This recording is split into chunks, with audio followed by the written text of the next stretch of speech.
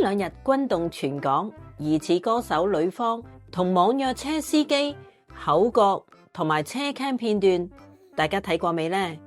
如果你仲未有睇過，對唔住啦，你而家喺網上可能已經揾唔到啦，因為就喺今日，香港個人資料私隱專員公署正式介入，判定該流出影片嚴重侵犯咗私隱，已經勒令所有平台全面刪片。不過呢段影片雖然冇咗，但係片中司機嘅一句靈魂對話，竟然一夜之間變成咗2026年全港最爆紅嘅網絡潮語。睇過原片嘅網民，焦點已經完全唔放喺誰對誰錯身上啦。事緣兩人喺車內因為定位問題發生咗口角，到咗落車嘅時候，可能因為車門鎖咗，所以開唔到。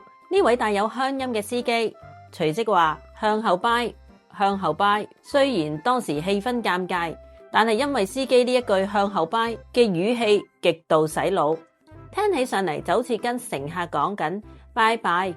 結果呢兩個字今日喺各大網絡同埋討論區瘋狂洗版，網民紛紛二次創作講笑話，以後跟朋友講再見唔再講拜拜，要話向後掰。不過講起呂方，其實佢近年已經極少出現喺香港娛樂圈，更喺婚後徹底打破咗以前嘅不婚不育主義。近年轉戰內地做 KOL 嘅佢，喺微博同埋小紅書上完全係一位100%嘅寵女狂魔，經常大晒5歲寶貝女 Emma 嘅日常。佢唔單止大讚女兒完美遺傳咗佢嘅音樂基因，對音樂極度敏感。最近更加為咗氹女女開心，頂住發福咗幾個碼嘅身材，喺客廳度跟 Emma 大跳 Gangnam Style 舞，畫面充滿咗童趣。可見呂方喺現實生活中其實都係一位非常溫柔嘅暖男爸爸。